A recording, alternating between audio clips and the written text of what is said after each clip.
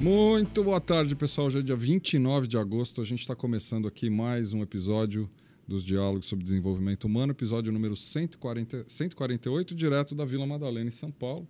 E esse episódio tem o apoio do programa Jovens Talentos da Natura. Se você quiser saber o que a Natura tem para você, entre aí, natura.net/Jovens Talentos. Dê uma olhada por lá. Bom, como sempre, hoje com duas convidadas aqui.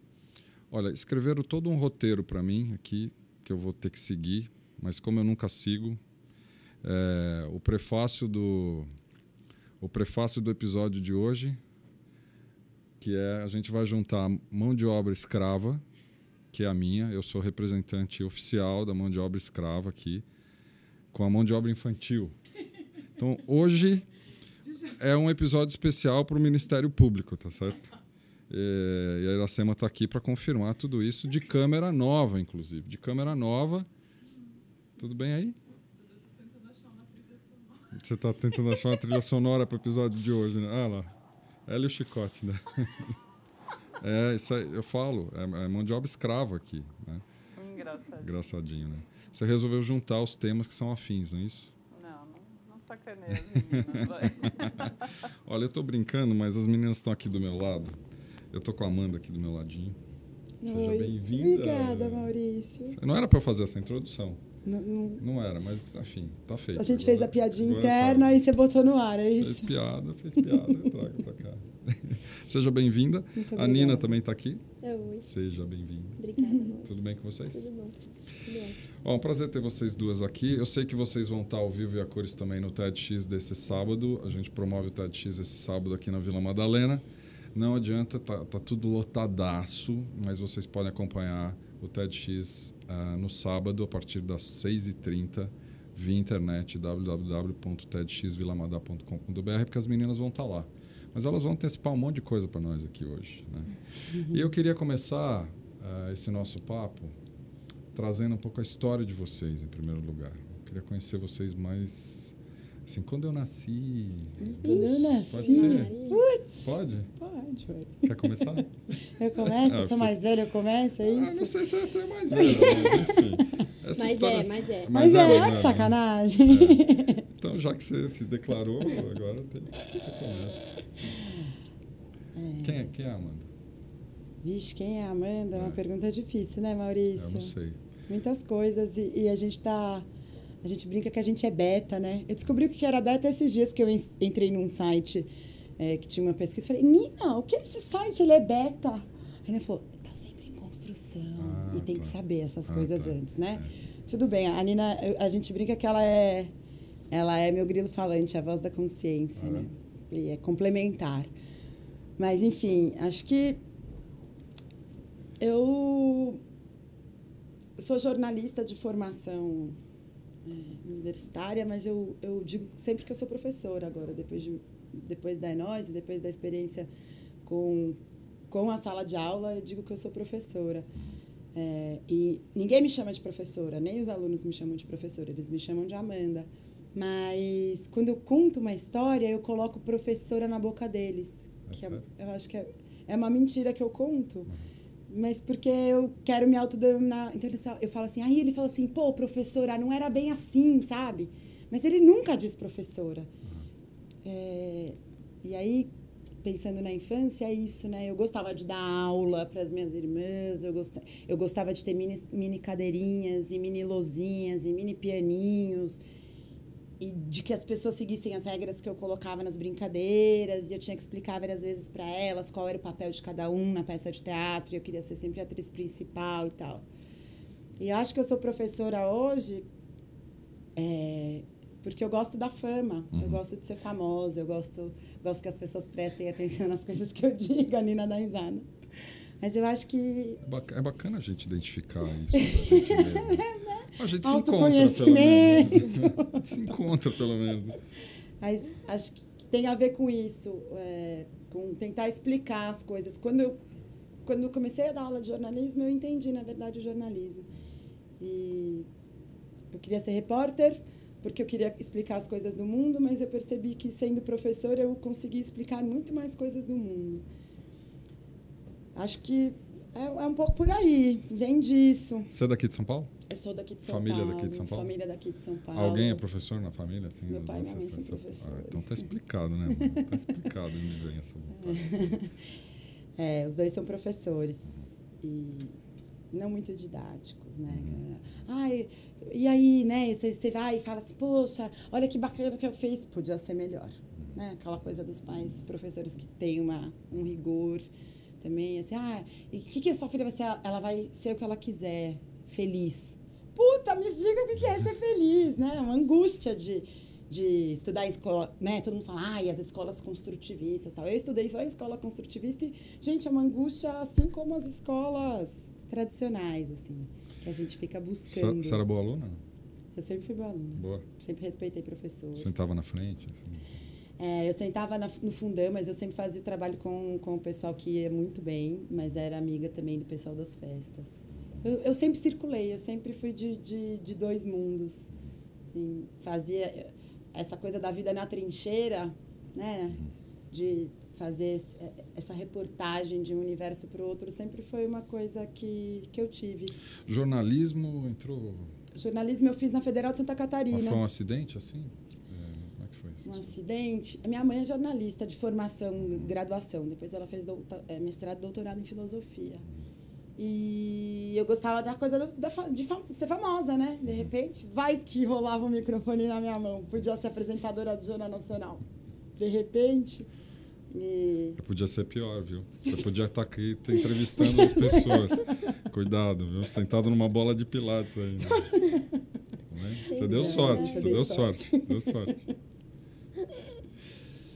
Que legal, né? Já você vai falar como o Enói chegou na sua vida. Daqui a pouco. Mas deixa eu trazer a Nina para essa conversa, Nina.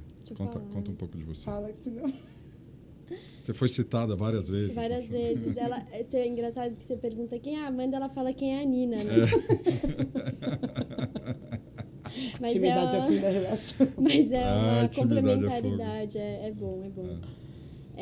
Eu, na verdade, não sou de São Paulo, nasci em São Paulo, mas fui criada em Mariporã, que é 45 quilômetros daqui, pertinho. Do lado, né? Do lado, mas uma vida de interior, né? Da porteira, assim. E acabei vindo para São Paulo para fazer faculdade de jornalismo. O jornalismo é uma coisa que eu sempre acho que eu quis fazer quando no interior aquela coisa de fazer 15 anos e fazer festa de debutante era uma coisa importante, né? E aí meus pais perguntaram, e aí, você vai querer fazer uma festa? Eu falei, não, eu quero viajar. Em vez de gastar dinheiro para fazer uma festa, você pode me dar uma viagem. Ou então você pode me dar uma câmera e um gravador. Que legal. Que já resolve. E aí eu acabei ganhando do meu tio. E meu tio falou, mas pra que você quer um gravador? Eu falei, não, deixa aí que uma hora eu vou saber. Então era uma vontade que eu sempre tive, assim, de entrar nesse universo. E aí acabei fazendo faculdade aqui em São Paulo, aí vim morar para São Paulo e nunca mais voltei. São Paulo veio por causa da faculdade? Da faculdade. Vim fazer... Eu acabei morando um ano fora, fiz intercâmbio quando eu tinha 15 anos, né? Ganhei a câmera, o gravador e uma viagem. Pô, cara, você... Só uma pessoa privilegiada. Genial, né? E aí eu fiquei um ano morando fora, quando eu voltei eu já vim morar em São Paulo, e aí eu comecei a dar aula, mas muito sem querer. E vim dar aula de inglês, na verdade. Comecei dando aula de inglês para criança, jovem, adulto, velhinhos, todo mundo. E fui aprendendo um pouquinho de como que era esse universo, mas muito sem nenhuma pretensão, assim. Não era uma coisa que eu sonhava, vou dar aula. Mas sem perceber, era uma coisa que eu curtia muito também. E aí, nessa época também, aí comecei a fazer a faculdade, ainda trabalhando. E aí entrei para o universo do jornalismo mesmo, trabalhando nas redações, grandes redações. Trabalhei uma época na Editora Globo, depois na Editora Abril também. Impresso, veículo impresso? Impresso sempre. Revista é uma coisa que sempre foi, assim, desde que eu descobri o que era, sempre foi uma paixão para mim, trabalhar com revista. E desde então, fiquei nessa área aí de jornalismo. Depois que eu e a Amanda a gente se conheceu numa editora pequena, fazendo revista também. Tá, vocês se conheceram profissionalmente, então foi Sim, um cruzamento sim. de jornalistas aí. Foi. A gente se conheceu trabalhando. Que legal. E aí ficamos inventando outras coisas para fazer em paralelo. Que perigo, hein? O que está acontecendo com os meios editoriais, assim? Vocês duas são jornalistas, atuaram na área. Dá para dar uma opinião sobre isso? Não? Eu estou dizendo isso porque, bom, a gente tem acompanhado algumas das incursões no meio editorial, demissões, reestruturações, algumas inovações. A sensação é que, assim, tem um negócio que está em mutação, mas não consegue se achar de novo, né? Parece. Não sei. O que vocês acham, vocês jornalistas? A gente discute isso todo Direto. dia, eu acho. Todo dia. Uhum. Essa coisa das demissões em massa nas redações e as grandes editoras, né? Enfim, numa crise de identidade e tal. Mas eu acho que isso, na verdade, pra gente é um ótimo sinal. Eu não vejo isso como uma coisa ruim de forma alguma, porque eu acho que tão pouca gente sabe fazer conteúdo bacana e tanta gente precisa de conteúdo bacana que eu não vejo como enfim... Que isso vai morrer. Que o mercado esteja minguando. Eu acho que sim, algumas estruturas, como a gente conhece, estão acabando, assim. Então, peraí, algumas mega estruturas. Algumas mega centenárias, estruturas. né? Fazer o quê, Viva um mundo novo. Viva um mundo novo. Viva um mundo novo, onde a gente não precisa de intermediários de grandes estruturas, para nada, né? A gente pode ir lá na prefeitura, reivindicar o que a gente quiser, a gente pode escolher as coisas de maneira mais individual, e a gente pode escolher o conteúdo que a gente, não só o conteúdo que a gente consome, a gente fala muito sobre isso, que não é só uma democratização do acesso que a gente está vivendo, a gente está vivendo uma democratização da produção do conteúdo. Isso é muito maravilhoso, porque é isso, o menino, ele baixa um tutorial, ele tem 13 anos, ele baixa um tutorial na internet e aprende a mexer no Photoshop e dá um hype na fotografia dele e arrasa com os amigos, né? Então é isso, a gente ouve isso. Ah, professora, eu aprendi a mexer no Photoshop na internet. Aprendi a fazer maquiagem na internet, aprendi, né? Então, as grandes estruturas todas estão sendo questionadas, estão em xeque, né? Estão em xeque. As grandes empresas estão também se reinventando. E as marcas, né? Nossa, atingir as massas, eu vou investir só no futebol. Não, agora, eu vou investir no moleque da classe C que mora no Triângulo da Morte, né? Capão Redondo, Jardim Ângela e Parque Santo Antônio. O que isso significa? Significa que as megas estruturas têm que ir para o hiperlocal, né? Que o pessoal fala. E é isso mesmo.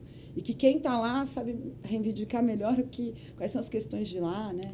Porque conhece a realidade de perto, né? Não tem mais a realidade de longe. Né? E o repórter não é mais aquele cara que fica dentro da mega estrutura, né? Que é o cara que ele paga... Ele nunca andou de ônibus e ele faz uma matéria sobre ônibus. E mais, ele não faz uma matéria para a população que usa ônibus, ele faz uma matéria para o colega do lado. Né? Então, como é que é isso? A gente começa a tentar descobrir mais quem a gente é e quem que está... A gente fez uma virada para o individualismo e a gente está voltando para o coletivo e está se reconfigurando tudo, né? Não é só o jornalismo. E o jornalismo não morre nunca porque ele é arte de contar história. História é o que fica, na verdade. Talvez as mega estruturas, elas deturparam um pouco essa arte, né? Porque as linhas editoriais, um processo um pouco centralizado demais... eu acho que essa hierárquico. Lógica de mercado, né? Onde as redações... você tem que vender, as redações começam a ficar enxutas porque você tem que cortar custo. E aí um repórter tem que fazer 5 matérias e, enfim...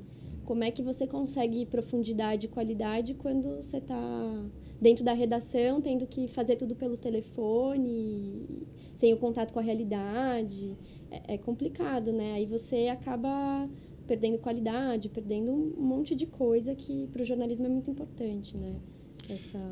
O Rócio está aqui no chat. Tem gente que assiste o nosso programa. Legal. Isso. A gente chamou um monte de gente. A gente divulgou. A gente quer ser famosa, olha lá. Deve ser os primos de vocês aqui. Os primos. Os primos. Ele está perguntando qual foi o maior desafio de vocês como jornalista. Jornalista? Yes. Ó, estão pensando. Fala Nossa, pergunta dura Pergunta essa, pra cara. mim primeiro. Dura. Pergunta pra mim. Ó, estão pensando, cara. Ó, Caraca, as o duas estão maior pensando, olha isso. desafio. Maior desafio. Bom, eu nunca consegui muito ser repórter, na verdade. Eu queria ser repórter, mas eu sempre fui trabalhar... Eu acabei em assessoria de imprensa, eu nunca passei por nenhuma redação. É mesmo. A minha dificuldade sempre foi, eu me empolgava muito com as entrevistas e tal, e na hora de escrever eu sofria muito. É sério? Eu gosto de vestir a camisa, eu não gosto de checar a informação. Então não dava pra... A minha dificuldade de ser repórter é que eu não... Você é um perigo. É que eu sou né? um perigo. Você é um perigo. Melhor não. Melhor não dava mesmo pra eu ter sido repórter na vida, porque assim, eu não tenho esse rigor da checagem, mas eu me empolgo muito com as histórias das pessoas. Então, fazer entrevista era sempre muito incrível. Eu voltava pra redação com 50 páginas decupadas e tinha que escrever uma dupla. E, meu amor, 2.000 caracteres. E aí eu percebi que não era. Então, o meu desafio foi assumir para mim mesma que não era isso. E brigar com os amigos que falam, se agora você é assessora de imprensa, lá do Negro da Força, tal. Putz, mas eu tinha horário. Era legal isso para mim. Eu pude inventar outras coisas para fazer. E esse jogo de cintura também, de entender as pessoas e contar para os editores, né? Que daí o editor tinha que me ajudar. Eu dava um puta de um trabalho para os editores. Óbvio. Eu imagino. Eu tô conseguindo imaginar. Com uma certa facilidade até. Tipo, causei para os outros, né? O meu desafio era, tipo, meu bem, sai desse lugar que ele não te pertence. Mas eu fui rapidamente indo para o atendimento. Então, eu fazia a mediação entre os repórteres, entre a redação e o cliente. Eu trafeguei muito bem nessa coisa das revistas corporativas e tal. E essa é a minha função hoje. A gente virou uma dupla de projetos e prospecção muito por causa dessa experiência de não conseguir ser repórter e ter que assumir isso mesmo. Que legal. Eu não sou repórter. Que legal. Tá sendo terapêutico isso aqui. Ave Maria, estamos na análise. Tipo... Tá ficando. A gente podia trocar essas cadeiras aqui, viu? Você podia botar uma coisa mais confortável, tá achando? De repente dá uma deitadinha, né? De costas. Fica bom o negócio. E a Nós? Como é que surgiu a Nós nessa história? O É Nós começou, de fato, no final do ano passado. Mas ele vem de uma história que começa no final de 2008 para 2009, quando a Amanda foi colocar outro editor à prova e fazer uma matéria com a tia Dag, que é presidente da Casa do Zezinho. Ela foi, enfim, fazer um perfil da tia Dag lá na Casa do Zezinho e acabou voltando com uma matéria que dava 16 páginas, né? Coitado do editor que teve que mexer nessa matéria. Só que ela voltou com encanto para a redação e nessa época a gente já trabalhava juntas. A gente tem que fazer alguma coisa lá. Era isso que ela falava. A gente tem que fazer alguma coisa lá, é um lugar incrível, os jovens estão, super querendo fazer coisas. De repente, sei lá, a gente vai lá conversar com eles. E aí, nessa época, eu e a Laura, que é fotógrafa e hoje está nos coletivos das bikes, mas amiga nossa, que também trabalhava com a gente, ela falou, não, vamos. Falei, então vamos lá conhecer o pessoal, ver o que dá para fazer. E aí a gente inventou de fazer uma oficina de fanzine. Vamos fazer uma oficina de fanzine, ver se os jovens quiserem participar, colocar a mão na massa e tal. Fanzine é mais fácil, é o que a gente sabe fazer também, que é revista, né? Não vamos inventar muito vídeo, assim, que tem que mexer nos programas, a gente, né, ainda tem que aprender. E aí a gente foi para lá, para dar essa oficina aos sábados, 4 sábados de janeiro, e a gente fechava a oficina, tinha um fanzine, ia ser demais. E a gente chegou lá e tinha uns 5 moleques. Na verdade, 4 meninas e um menino. E a gente tinha preparado uma super aula para dar. E aí a gente olhou uma para outra e falou, acho que não vai dar. Vamos sentar aqui e conversar com eles. E aí foi isso, assim, na real, acho que isso, lembrando do meu maior desafio do jornalismo, eu acho que foi esse dia que eu entendi o que eu queria fazer com o jornalismo, né? A gente sentou e começou a conversar com eles sobre comunicação, sobre mídia e tal, e a gente saiu de lá meio besta, assim, tipo, como é que essa molecada sabe tanto? Como é que eles sabem analisar tudo isso de comunicação? Eles nunca nem fizeram faculdade. A gente falou, poxa, dá para fazer alguma coisa muito legal. E a gente insistiu, então a gente continuou voltando e a turma foi aumentando. E aí a gente se viu com 30 moleques dentro de sala de aula, a gente ia ficar lá 4 sábados, a gente ficou 6 meses dando aula voluntariamente, e o fanzine virou uma revista. E aí a gente... Revista de verdade? Assim? Uma revista de verdade, impressa, chamada Zezine. A gente na época conseguiu... Zezine, porque os meninos deram nome, projeto editorial, a gente conseguiu construir tudo junto com eles. E aí a gente conseguiu uma grana ali para pagar a impressão, né? Enfim, chama um amigo aqui para fazer o design e tal, e todo mundo no voluntário, a gente conseguiu lançar a revista. E aí os moleques gritaram quando eles viram a revista, de emoção, assim, meu Deus, foi eu que fiz isso. A gente falou, bom, a gente não pode mais ir embora agora. A gente vai ter que fazer isso, né? Então vai. E aí a gente conseguiu inscrever o projeto para a lei de incentivo, lá na casa do Zezinho mesmo, pelo FUNCAD. E a gente teve 1 ano dele financiado aí, então, com estrutura, compramos computador e tal, para fazer o projeto da revista ser mais perene, né? Ter uma periodicidade. E aí a gente conseguiu, ela era uma revista trimestral, a gente tinha 5.000 exemplares impressos, que os meninos mesmos punham na mochila e iam distribuir nas escolas, e era um puta sucesso ali na região, que tem, né, ali Parque Santo Antônio, meio Jardim Ângela, então a gente cobria ali a região do Capão Redondo, e os meninos faziam a distribuição da revista lá, que falava sobre assuntos que eram de importância para eles, assim. E nesse processo que eles foram se descobrindo, e a gente foi descobrindo também que era isso que a gente queria fazer de fato.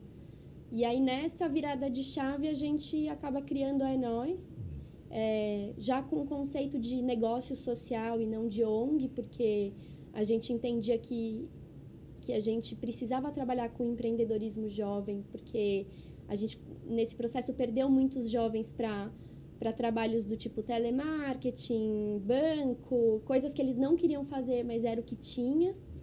E a gente falou, não, a gente precisa segurar esse cara aqui, né? Ele precisa saber que ele pode ganhar dinheiro com isso, porque tá todo mundo olhando para ele, né? Aquilo que a Amanda falou das marcas querem falar com a classe C, querem se comunicar hiperlocalmente e tal. A gente falou, isso aqui é uma oportunidade de mercado para eles, né?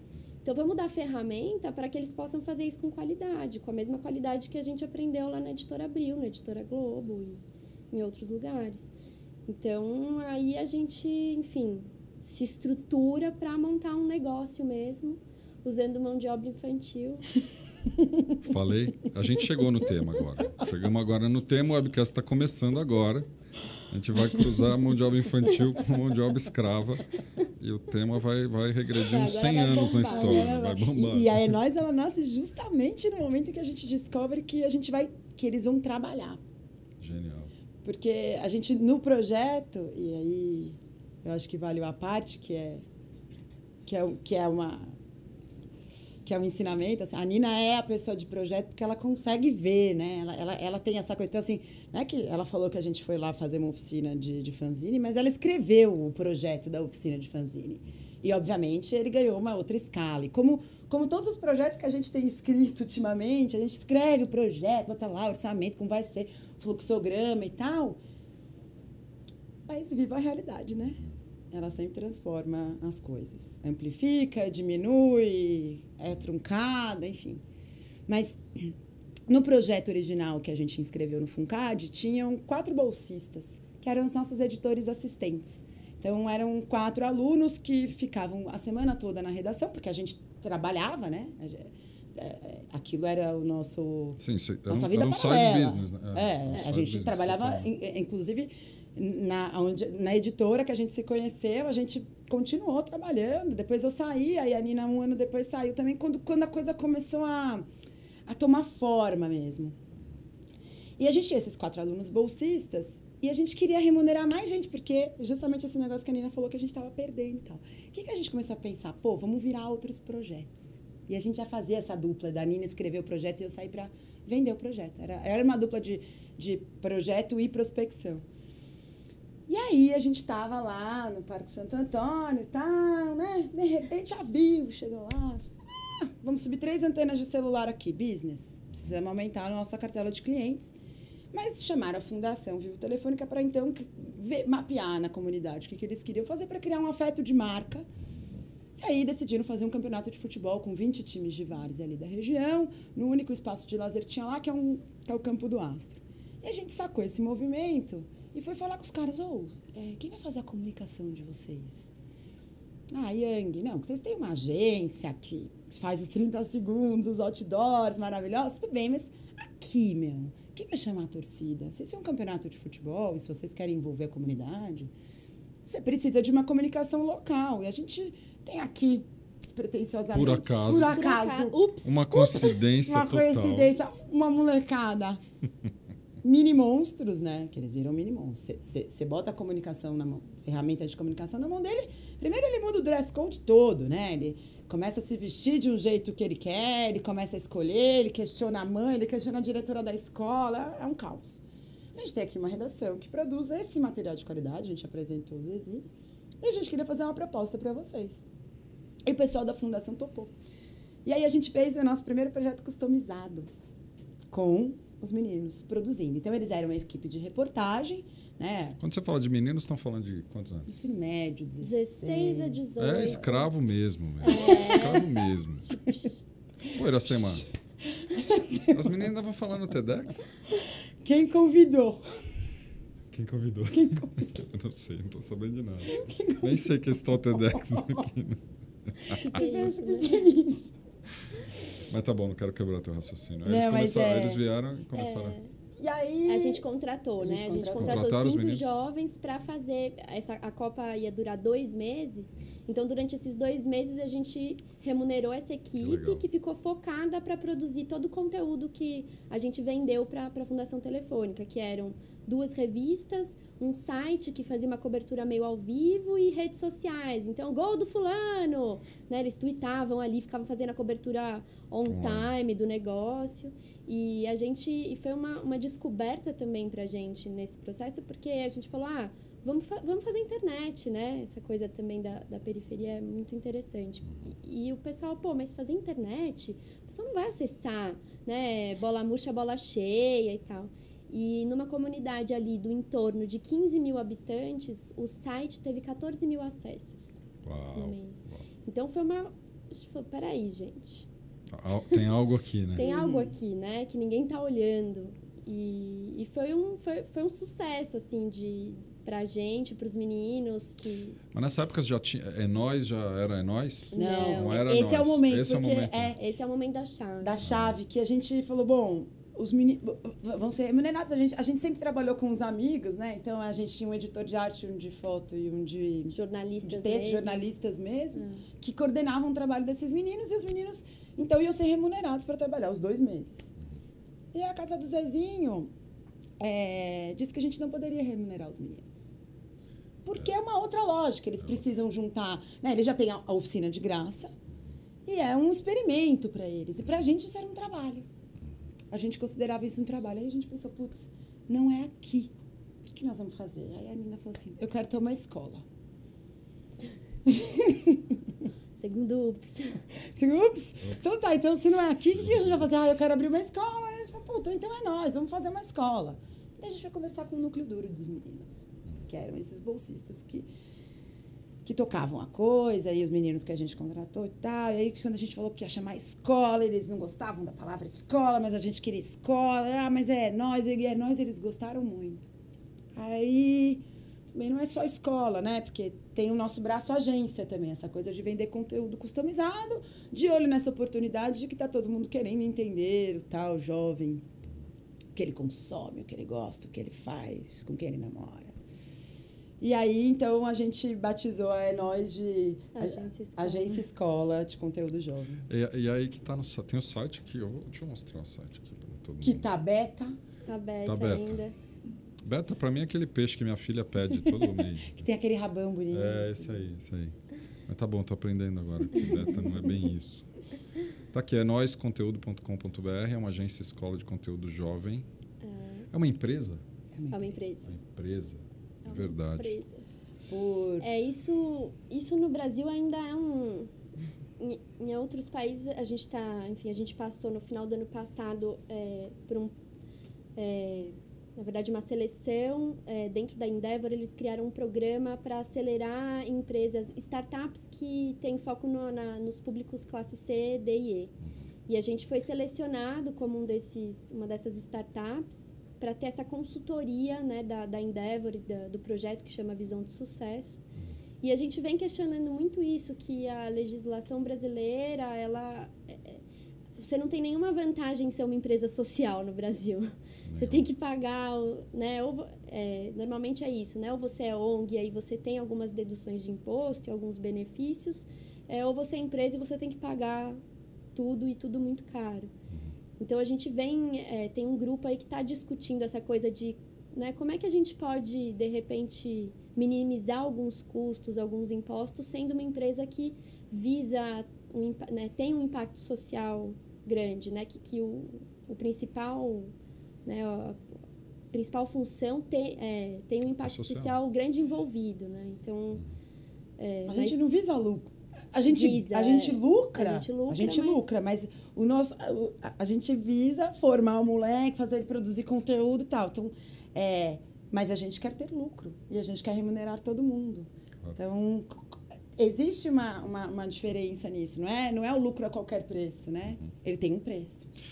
Tem essa história do setor 2,5, né? Vocês devem conhecer melhor que eu aqui. Mas... Sim, é um setor integral, social, negócio social, né? O que eles chamam de negócio social, mas assim, de fato não tem nada legal que proteja esse setor, entendeu? Ele é um setor ainda muito recente, então tem o segundo setor, tem o terceiro setor, que estão muito bem estabelecidos e tem, né, suas regras, suas dinâmicas, e o setor 2,5 que está nascendo e crescendo aí exponencialmente, mas sem nenhum tipo de proteção fiscal, legal e tal. Então, a gente está... Não, pelo contrário. Empreender no Brasil é um ato de insanidade. Insanidade. Mas vocês têm um pouco de loucas mesmo. Né? Eu estou sentindo.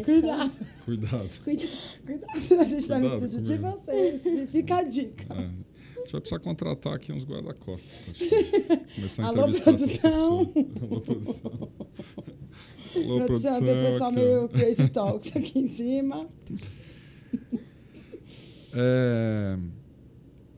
Bom, empreender no Brasil não tem nenhuma vantagem, tão menos empreender socialmente. Né? Agora, todo empreendimento devia ter esse lado, né? Devia ter um drive social, né? Vocês não acham? Faria uma delícia, sabe? Mas eu não estava bem lá nas editoras de vocês, não estavam bem, são jornalistas formados, estava bem, estava trabalhando, fazendo seus textos, produzindo mais do que precisava. Vocês não estavam bem lá? Precisavam inventar esse negócio aqui de nós. Por que vocês fizeram isso? Não faz essa pergunta, que a gente vai dar um arrependimento. Não, mas... Estou perguntando isso, vou dizer por quê. A gente tem duas faixas de público que estão sempre assistindo a gente, né? Além dos primos, tios e amigos de todos nós, tem um público que são mulheres de 35, 45 anos. Não me pergunte por quê. Elas estão lá. E tem um público jovem, de uma forma geral. Pessoas que estão saindo da faixa escolar e entrando no mercado de trabalho. Até porque a gente atua numa série de trabalhos junto com as empresas para exatamente poder ajudar as empresas a achar esses caras. Né? Então, eu tenho esse grupo. Né? E a gente sabe que boa parte desse grupo, pelos diálogos que a gente está tendo com eles, tem um interesse em empreender alucinante. Assim. E o interesse de empreender com um certo cunho social. A gente sabe que esse pessoal que está aqui do outro lado da tela está pensando nisso. Por isso que eu instiguei vocês com essa pergunta. Quer dizer, não estava bom o trabalho lá? Vocês estavam bem empregadas, editoras boas, estava tudo estável. Eu acho que é uma coisa da geração, que a gente já está quase caindo para fora dessa geração. Eu já passei dessa geração, não posso ser incluída nessa. Mas eu vejo muito isso, assim, dentro... nessa época também eu estava fazendo pós-graduação e era muito engraçado que dentro da sala, né, todo mundo estava... a maior parte dos alunos trabalhavam em grandes corporações, grandes empresas, multinacionais e tal. E aí chegou no projeto de TCC, no projeto de conclusão de curso, e todo mundo entregava um projeto pessoal, um projeto de empreendedorismo. E eu falava, gente, mas... Né? E a escola ainda tinha uma cabeça muito corporativa, mas os alunos já não. Os alunos eles já estavam querendo fazer coisas próprias, né? Estavam querendo pensar em projetos pessoais e tocar projetos pessoais e tal. E eu acho que a gente está num momento muito favorável para fazer isso, né? Onde a gente tem... Sim, sem dúvida, é difícil empreender no Brasil, é super complicado, a gente toma umas lambadas aí que... Né, a gente ficou os primeiros 6 meses do ano num estrangulamento financeiro, assim, nosso, pessoal. Mas... Faltou dinheiro. Não entrou. O que mais? Faltou dinheiro, assim, energia e bom humor. Não, isso não. isso, porque toda vez que a gente vai fazer uma reunião, né, essa coisa de equipe, a gente fica tentando reproduzir os padrões que a gente já viveu. E a gente perguntou assim, antes da gente conversar sobre o probleminha que deu no site, né, no Cultura de Ponto, ou qualquer outro projeto que a gente toca e tal, assim, tá divertido? Que é isso, a gente passou por um puta no perrengue esse começo do ano, porque a gente, final do ano passado, a gente falou, não, é nós que a gente vai fazer, é isso que a gente vai fazer. Legal, legal. Então, assim, clientes que dão dinheiro pra gente, na sua consultoria de comunicação, porque daí a gente começou a ganhar dinheiro com consultoria de comunicação. Né? Vamos fazer pesquisa de comunicação interna para as ONGs, para elas se posicionarem melhor, como a gente fazia projeto e captava, a gente entendia a cabeça da empresa, entendia a cabeça da ONG e tal. Só que a gente falou, então, pessoal, beijo, a gente vai fazer o rolê acontecer. E se a gente não fizer agora, né? E é o propósito, a gente é teimosa, eu acho, assim, a gente tem uma teimosia orgulhosinha também, né? E a gente vem encontrando com muita gente com essa cabeça, assim, não é só a gente, não, é muita gente querendo fazer coisas juntas e disposta a ir no 0 a 0, assim, para experimentar, sabe? Coletivos, gente querendo trocar coisa, trocar gente conhecimento, boa, né? E eu acho que é isso, assim, o mercado, eu vejo pelo menos no mercado das editoras e tal, perdendo muita gente boa, se não os melhores para esse outro mundo aqui fora que ainda está se experimentando. Tem várias questões aqui, deixa eu tentar resgatar algumas aqui. A Paloma está aqui, Paloma Domingues, ela também é jornalista, ela falou. Está cheio de jornalista aqui hoje. Eita, nossa. Ela vê uma certa resistência a aceitar a nossa profissão dentro das empresas. O que vocês acham disso? Das grandes empresas, seria? Eu imagino que sim. Aceitar nas empresas que não são... Tem uma coisa engraçada que as pessoas sempre falam, né? As pessoas com a cabeça mais tradicional... A culpa da mídia. E aí, com essa culpa da mídia, vem os jornalistas, os comunicadores, vem tudo, né? Isso é culpa da mídia. Eu acho muito engraçado, e talvez ela... Não sei se é isso que ela está perguntando, mas existe um preconceito contra o jornalista por causa desse ranço de culpa da mídia, né? Porque aí a mídia caga e faz um monte de coisa, aí ferrou a meia dúzia ali. Aí, né, dá uma notícia e aí ferrou outra meia dúzia aqui. Então, eu não sei, mas eu acho que cada vez mais as empresas estão percebendo que elas precisam ter gente de comunicação dentro delas. E eu acho que nada melhor do que um jornalista, e aí sem ser, enfim, já sendo corporativista, mas... Pela própria formação, assim, né? Eu acho que tem uma experiência aí muito legal que agrega para essas áreas de comunicação corporativa dentro das empresas. Eu acho que isso está acabando, assim. Eu acho que esse preconceito... Acho que as escolas precisam ter um jornalista dentro. Acho que todo mundo devia ter um jornalista dentro de casa para poder fazer a ponte. Você tá louca, meu. Meu, precisa ter um jornalista lá na escola. Porque a escola fica fechada, a empresa fica fechada. Tá todo mundo fechado e aí ninguém sabe como fazer. Só que tá todo mundo no Facebook, meu. Entendeu? Então, assim... Produzindo, né? Produzindo conteúdo, falando das coisas, falando dos lugares, falando das pessoas. Então, você tem um jornalista, ele ajuda a dizer, pra chamar atenção, dá pra gente colocar desse jeitinho aqui. Pra gente minimizar o impacto de um discurso, pra gente ser menos bélico. Acho que pra gente ser menos bélico. A gente está sempre muito... Né, a época das manifestações, a gente conversava muito, porque os meninos queriam saber a nossa opinião, o que a gente achava. Né. Aí a gente foi chamado por muitas... Foi muito engraçado, porque empresas e governos chamaram a gente para conversar para o que nós vamos fazer com os jovens das periferias. Bom, né, a gente entendeu que a gente é uma ponte, né, mas Abre o microfone para ele, pô. Deixa eu Pergunta falar. para ele. Mas a gente não é da periferia. A gente não é da periferia, né? A gente só tem uma ponte, uma vontade, um desejo de entender o diferente, até para entender o que a gente faz, qual é o nosso propósito, né? Essa coisa do o empreendedor é um cara que está atrás de um propósito. Ele, né? Ele vai empreender porque ele está atrás de dar significado para a ação dele. Mas essa coisa a gente está muito do bélico, né? A gente sempre se pergunta isso. A gente está preparado para o conflito. Né? A gente lutou para democratizar o país, a gente lutou para ter menos inflação, a gente lutou para o voto, a gente lutou. E agora a gente tem que se preparar para conversar. A gente tem que conversar mais. E é isso, não é o nós com nós lá na periferia, o nós com nós nos centros empresariais, na Vila. Segregado, né? Tá muito segregado. Então a gente briga com os meninos que é nós com o mundo. E sim, tem que ter qualidade, porque você vai entregar um material lento, não dá. Você vai fazer um folder feio, nem sua mãe vai gostar. Tem uma amiga nossa que fala que o mundo precisa de mais editores. E é isso, assim, bem isso que a gente acredita, que com tanto de informação, né, essa coisa, tipo, você fica louco, você, né, não dá uma respirada. Você precisa editar melhor as coisas, né, o que você diz, o que você mostra, a foto que você tira, né, precisa ter uma pensata de edição. Então, eu acho que o jornalismo colabora muito aí. Tem uma pergunta aqui do AJ Pérez. Não sei se é ele ou ela, mas... Como se adaptar ao mercado de trabalho sendo formado em jornalismo? Bom, acho que o exemplo está aqui, né? Na verdade, vocês criaram o mercado de trabalho para vocês, né? Um pouco isso, né? Vocês a gente não se adaptou. Você criou o mercado.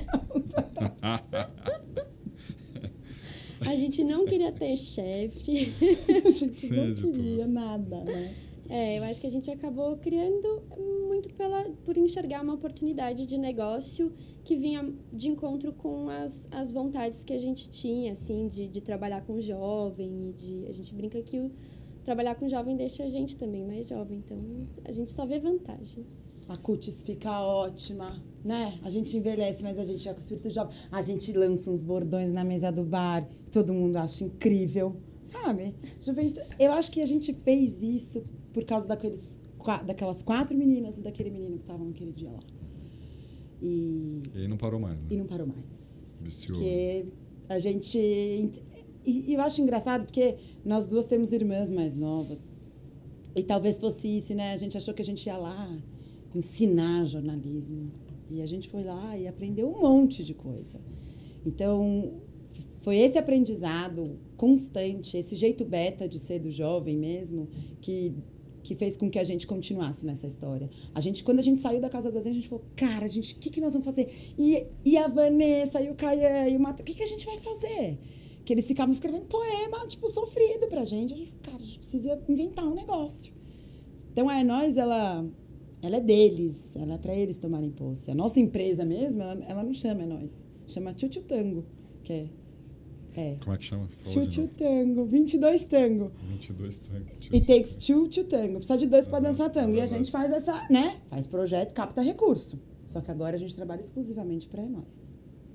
Legal. Vocês mergulharam, então, nisso? 100% do tempo? 100%. 100% do tempo. O Rodrigo está aqui perguntando onde é que vê a revista. Eu estou com a revista aqui É essa aqui? Essa é a Na Responsa. Na Responsa. A Na Responsa é um projeto que nasceu também no ano passado, que a gente tem com a Ambev. A Ambev tem um programa de responsabilidade social que chama Jovem de Responsa, que é para, enfim, discutir. Eles financiam projetos em 20 ONGs no país inteiro para discutir com jovens a questão do consumo consciente do álcool e do não consumo antes dos 18 anos. E, na época, a gente conhecia o projeto porque, inclusive, eles financiavam o Zezine, foi a Ambev que financiou o Zezine, mas a gente começou a perceber que os caras se comunicavam muito com o educador da ONG, com o gestor da ONG. Com o adulto. A gente falou, se vocês estão querendo pautar o jovem, falar com o jovem, fazer o jovem te escutar, por que você não deixa o jovem falar para ele mesmo, né? Vamos criar um canal de comunicação onde o jovem fale, conscientize o outro jovem, né? Porque não adianta eu aqui, no alto dos meus quase 30 anos, falar... Ah, meu Deus. Tô tão velha. Olha isso, isso é uma humilhação. Isso é uma humilhação. Nossa, eu tô cheia, meu bem. Não adianta a gente virar para ele e falar, não beba. Nossa. O moleque vai virar as costas pra mim e falar, tá bom, tia. Deixa o menino falar como que ele fala, né? Porque eu não sei. Então, a gente, enfim, foi cutucar a Ambev pra mostrar, para apresentar para eles um projeto. E eles falaram, vamos lá, meninas. O Rodrigo, que é nosso xodózinho lá, ele topou a história, falou, vamos tentar lançar um piloto. E a gente lançou a edição 0 no ano passado, nesse mesmo formato. A gente teve uma redação jovem com uma mentoria de adultos aí, mas que toda a inteligência da revista, as editorias, tudo pensado, a linguagem, as pautas, todas pensadas por eles. E a gente lança, então, essa revista, esse ano ela já é a segunda que a gente fez, 2 nesse semestre, para a renovação do ano que vem. A ideia é que ela seja bimestral e ela é distribuída em todas as ONGs que a Ambev apoia com recurso de lei de incentivo. Muito legal. São 10 mil exemplares e agora já virou, na verdade, isso aí virou uma plataforma e tem uma história legal, né? Conta aí, Amanda, que você conta melhor que eu. Fechamos a revista, né? Fechamos o projeto 0, piloto. A gente ficou mega empolgadas. Nossa, vamos fazer um trampo. Foi o primeiro trabalho a nós que a gente virou. E a gente conseguiu um fato inédito nesse programa Jovem de Responsa da Ambev, que era uma grana boa, não era uma grana de incentivo. Dinheiro sem de marketing. Dinheiro sem carinho. Bom, beleza, aí chamamos os meninos. Nossa, vamos estar nessa redação. Chamamos lá os editores adultos, né? Aí chamamos 5 moleques. Aí, estamos lá, né? Vamos conversar sobre as pautas e tal. Os moleques com bico desse tamanho. E a gente tava mó feliz, achando que eles iam ficar mó felizes de ser frilas da redação e tal. A gente falou, o que foi? A gente não concorda com o nome da revista.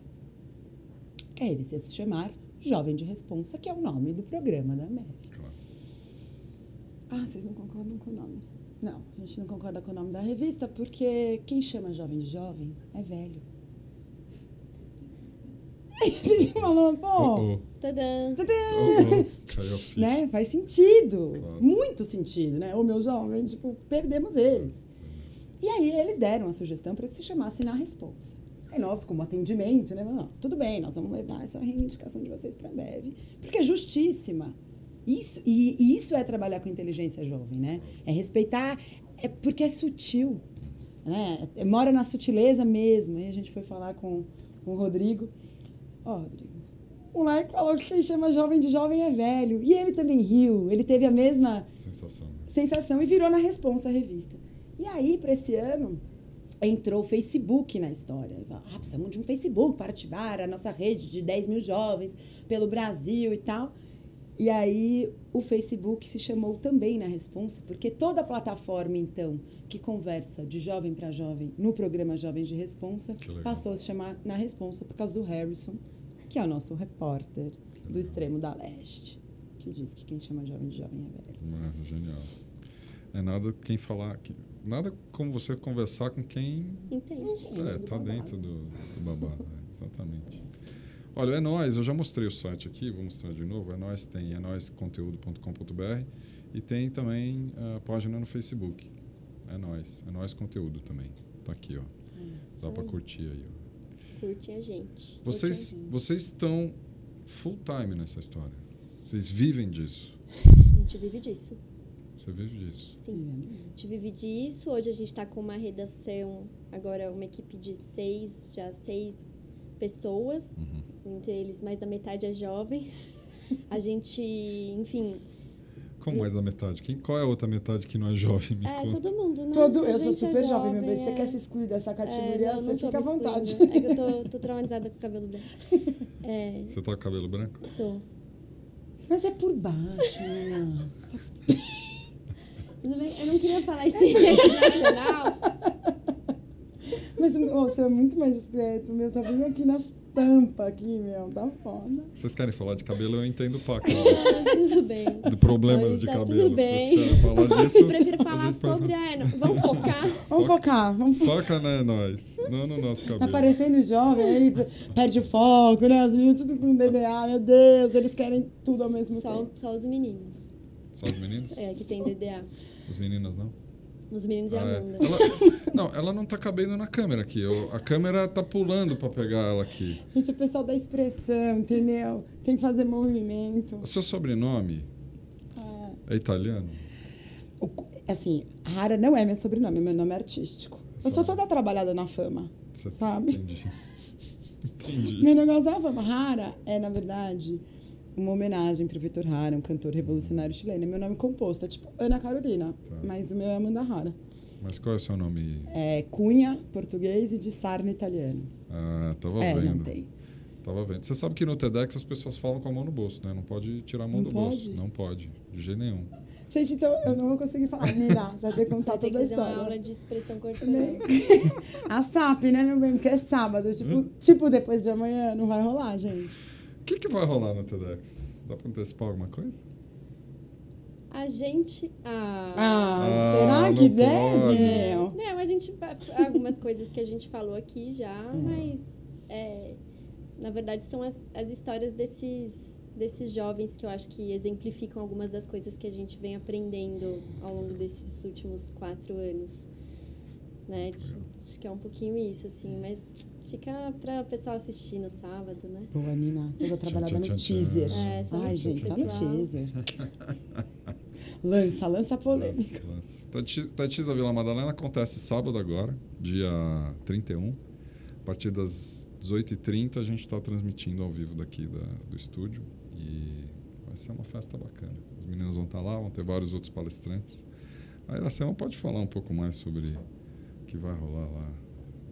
Junte-se a nós aqui, mais uma jornalista. Então, sabadão vai ter uma turma bacana. A ideia é compartilhar histórias transformadoras. O tema é esse, atitudes que inspiram. E a gente vai ter palhaço, tem uma moça que aos 10 anos perdeu a fala, a audição e recuperou depois de 23 anos, que vai contar um pouco dessa história. Tem muita gente bacana. Na transmissão eu pus até o link aqui no chat, tedxvilamadá.com.br. A transmissão, vale lembrar, a transmissão não é no canal da Educados, é no canal do TEDx, tedxvilamadá.com.br, é lá que vai rolar ao vivo. Exatamente. A gente vai estar transmitindo, mas é lá que Exatamente. vai pegar. O que vem hoje ainda, que teremos hoje ainda? Na sequência aqui, a gente tem um bate-papo no Diálogo sobre Educação Livre com Augusto de Franco. E às 19h tem uma análise da notícia com o Frederico Porto e com o Ricardo Ferreira. Yes. Você gostou da sua câmera nova? Eu gostei. Tá boa, né? Tá melhor, né? Tá. Mais baixinha, assim, fica mais... ficou ótimo. Mais cômoda. Ficou bom. Tá aprovado? Tá. Posso pedir aumento agora? Depois a gente conversa. Até tá parece. Obrigado, Ira. Obrigada, viu, meninas? Meninas. Amanda, obrigado, viu? Obrigada, muito obrigada. Nina, super legal, obrigado mesmo. Prazer. Olha, obrigado vocês que estiveram com a gente. Acompanhem a sequência, os próximos webcasts. E TEDx de novo, dia 31, sábado, a partir das 18h30, horário de Brasília, transmitido ao vivo no site do TEDx, tedxvilamadá.com.br. A gente se vê na sequência. Um beijo para todo mundo.